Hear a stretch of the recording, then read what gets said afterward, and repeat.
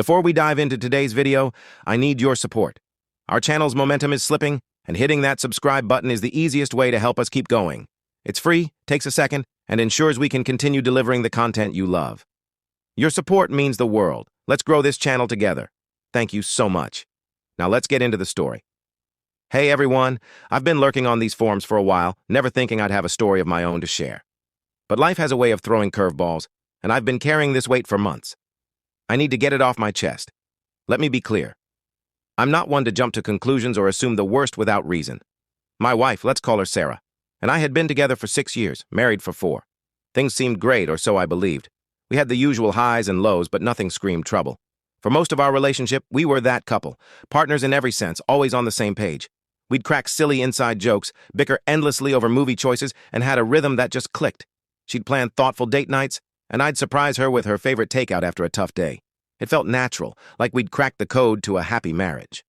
So, when things started to shift, it hit me like a freight train. About 6 months ago, I noticed a change. It started with small things, the kind you might overlook if you weren't paying close attention. Sarah began taking her phone everywhere, even to grab a glass of water or do laundry. Before, her phone would sit untouched on the counter for hours, and she didn't care who saw it. One day I teased, "What's with the phone? You running a secret operation now?" She laughed it off, saying, "Work's been blowing up my inbox." Fair enough, I thought, but a few days later she added a passcode. That threw me off. She'd never used one before. When I asked why, she mumbled something about privacy and cyber threats. I didn't push, not wanting to seem paranoid, but it felt odd. It didn't stop there. She started taking calls out of earshot, something she'd never done. Her phone would buzz, and she'd say, "I'll be right back," before slipping into another room or stepping outside. When I asked who it was, she'd brush it off with, "Just a coworker." Then I noticed her keeping her phone face down on the table. A new habit. Once, when I reached for something near her, she quickly snatched her phone away. It was subtle, but it stuck with me. The distance grew beyond the phone. Our easy conversations turned strained. If I mentioned future plans, like our anniversary trip or saving for a new car, she'd give vague responses like, "We'll figure it out," and change the topic. It all came to a head one day when she said she was meeting a friend for coffee. I happened to be nearby running errands, so I thought I'd surprise her. But when I got to the cafe, she wasn't with a friend. She was pacing outside, phone pressed to her ear. I stayed in my car, not wanting to intrude, but caught snippets of her conversation. "It's almost set," and "I'll be starting over soon." My gut twisted. It didn't sound like a work issue or a friend drama. It sounded bigger, like she was planning something major. When she got home, I casually asked how her coffee date went. She spun a story about her friend venting about a breakup. It was so detailed that I paused, caught off guard. Later, she brought up something new. "We should organize our finances. You know, put all our account info, passwords, and documents in one place." I asked why, trying to keep my tone light. She shrugged. "Just in case something happens. It's practical, right?" Her reasoning seemed logical, but the timing felt off, especially with everything else I'd noticed. "What kind of emergency?" I pressed. She waved it off. "You know, life stuff. If something happens to one of us or we need to make a big decision fast." It sounded rehearsed, like she'd practiced the line. I nodded, but inside, red flags were waving. Why the sudden focus on our finances? We'd always kept them separate and informal. That night, I couldn't shake her words. Was I overthinking it? But the phone secrecy, the cafe conversation, and her growing distance painted a troubling picture. A few days later, she brought it up again while I was making dinner. "Have you thought about consolidating our accounts? Do you know where all the details are?" I set down my knife and faced her. "What's going on, Sarah? You've been pushing this finance thing hard lately. Is there something you're not telling me?" She looked startled, then laughed it off. "Nothing's wrong. I just think it's smart. You know, for emergencies." "Emergencies like what?" I asked, keeping my voice steady. She shrugged, her face unreadable. "Just life. It's not a big deal, I swear." Her vagueness only deepened my unease. It didn't feel like a casual suggestion anymore. It felt like she was hiding something. The next day, while she was at work, I checked our joint account online. I found small, unexplained transfers over the past month. Not big, but odd. They weren't tied to bills or regular expenses. I didn't want to jump to conclusions, but it looked like she was siphoning money for something I didn't know about. I didn't confront her right away. Instead, I called a trusted friend from college who's a lawyer. I laid out everything, trying not to sound like a tinfoil hat wearer. "I'm not saying something's definitely up," he said, But you're not crazy for being cautious. If you're worried, protect your assets now. Better safe than sorry. He walked me through steps to secure my finances. It felt extreme, like I was bracing for a storm I wasn't sure was coming. But the more I thought about it, the more it made sense. If she was planning something, I had to protect myself. This wasn't just about money. It was about the life we'd built. I kept replaying our happiest motorcycles memories, our wedding, late-night talks about our future, our shared quirks. How did we get here? Taking these steps felt like admitting our trust was gone. That evening, alone, I opened my laptop, hands trembling, and reviewed everything. Bank accounts, investments, the house deed. Each document felt like a betrayal, but a voice in my head said this was about survival. I wasn't trying to hurt her. I just couldn't shake the feeling that I'd regret not acting. I made a list of what I could transfer discreetly. The weight of it crushed me. I'd trusted her completely, and now I was playing defense against the person I thought was my partner. I called my mom, keeping it vague. I need you to hold some things for me. It's just a precaution. She paused, sensing my unease. Are you okay? She asked. Yeah, I lied. Just being careful. She didn't push, but her quiet support steadied me. By the time Sarah got home, I'd started the process. I transferred most of my assets, savings, investments, the house, into my mom's name, leaving just enough in our joint account to avoid suspicion. She didn't notice. She walked in, pecked my cheek, and asked if I wanted to watch a movie. I played along, but inside I was a mess, guilty for betraying her trust, yet relieved to have some control. For the next few days, I kept up the act. She seemed content, even oddly cheerful, which only fueled my suspicions. She stopped mentioning finances entirely, which was strange after her insistence. It felt like she was avoiding the topic, maybe scared to push after I'd questioned her. I caught her glancing at me sometimes, like she was gauging my mood. The silence made me more uneasy. She wasn't one to drop something she cared about. It felt calculated, like she was waiting for something. I double-checked everything, ensuring the transfers to my mom were airtight. The house, savings, investments, all locked in a legal trust.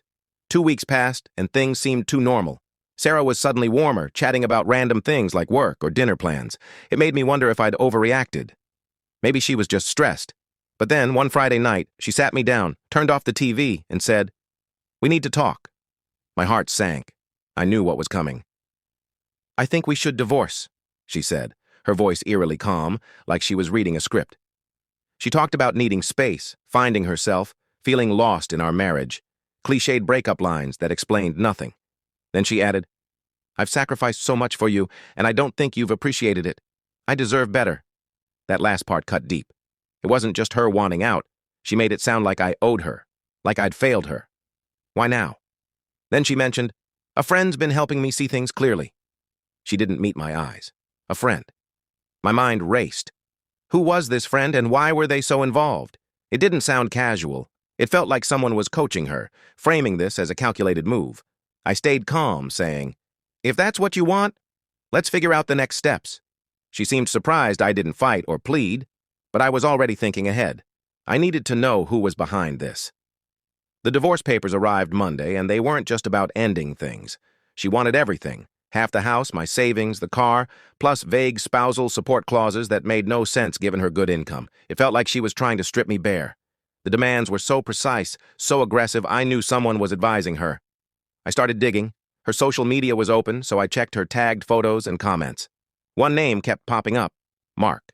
He liked her posts, left subtle comments, nothing blatant, but enough to notice. His profile was public, and I found a photo from the same cafe I'd seen her at, posted the same day I overheard her. My stomach churned, more clues, a comment saying, "You're killing it," and a selfie from what looked like her new place. It wasn't proof, but it was enough. I called a mutual friend, Jen, who'd known Sarah forever. I asked if she'd noticed anything odd. Jen shut me down fast, saying she didn't know anything, and ending the call abruptly. I tried another friend, Kate, who was vague at first. When I pushed, she hung up, but then Kate called back, insisting I keep her out of it. She spilled. Sarah had been spending time with Mark, a co-worker. He was heavily involved in her divorce plans. It clicked. Mark was the friend steering her. I decided to confirm it myself. That Saturday, I parked near her apartment and waited. Sure enough, she and Mark walked out together. Not touching, but close, talking intimately. They drove off in his car. I didn't follow. I didn't need to. She wasn't just leaving me. She was planning a new life with Mark, and they wanted to take everything. At the first mediation, her lawyer came armed with a thick binder, listing demands like they were reasonable: half the house, my savings, the car, spousal support. I stayed quiet, waiting. My lawyer slid a stack of papers across the table. "Let's review these first," he said. Her lawyer's confidence faded as he read. "What's this?" he asked. My lawyer explained. "These show all major assets transferred to a trust in my client's mother's name, completed weeks before the filing. It's legal and irrevocable." Silence. Her lawyer turned to her, frustrated. "You didn't mention this." She grabbed the papers, face red. "This can't be real," she said, staring at the notarized signatures. Then she glared at me. "You knew I was filing and set this up to ruin me." I didn't respond. Let her figure it out. My lawyer laid out the details: dates, signatures, the ironclad trust. They had no move left. She was livid. "You're unbelievable," she hissed. "I can't believe you'd do this." I stayed silent. This wasn't about hurting her, it was about protecting myself. The meeting ended with her lawyer muttering about revising their approach, but they knew they were stuck. Outside, she cornered me. "This isn't over," she said, voice low. "You'll regret this." I looked at her and said, "My only regret is trusting you." Things spiraled fast. She bombarded me with calls. First calm, almost apologetic, then angry, accusing me of being heartless. When I didn't engage, she started spinning tales, telling friends the divorce was a prank or a test of our bond. She played the victim, saying I'd betrayed her trust. Some bought it at first, but her story crumbled when friends asked why she'd filed real papers or hired a lawyer for a supposed joke. Her narrative fell apart. Then a friend, Tom, reached out with something I needed to see: texts between Sarah and Mark. A mutual contact had overheard Mark bragging about helping Sarah secure her future, code for taking my assets. The contact, uneasy, shared screenshots with Tom. The texts were damning. Sarah wrote, "Once we settle, we'll have what we need.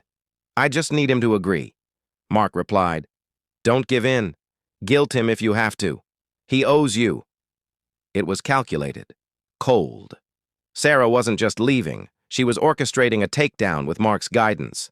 The texts spread among our circle. Her story lost all credibility. Friends who'd been neutral or supportive pulled back. Even her family started to waver. Her sister called to apologize for believing Sarah's side. By the time the divorce finalized, Sarah got only her personal belongings. Her lawyer dropped the demands, knowing the trust was untouchable. Mark vanished when it became clear she wouldn't get anything. Her calls turned desperate, begging me to talk, to fix this. I didn't respond. The damage was done. I kept the house, my savings, and something I hadn't felt in ages: peace. My mom helped me repaint, making the space mine again. Life feels like it's mine now. No more second-guessing, no more betrayal. Just calm. Sarah's a chapter I've closed, and the rest of the story is mine to write.